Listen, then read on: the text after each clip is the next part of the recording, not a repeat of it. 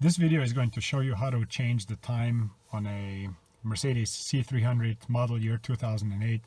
And the process here is fairly simple. All you're going to use is the buttons over here, and you're going to first go to the right till you get to the settings menu. And then what you're going to do is you're going to push the down button until you get to the time and date.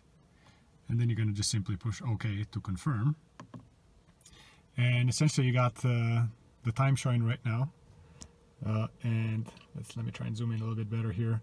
So now what you're going to do is you're going to push OK again. So here's OK.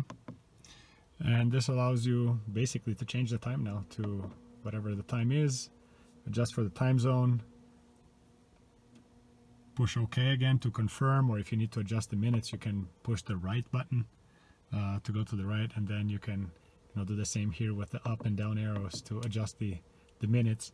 And when you're done, you simply push OK, and that completes the time change. Hope you find this video useful, and thanks for watching.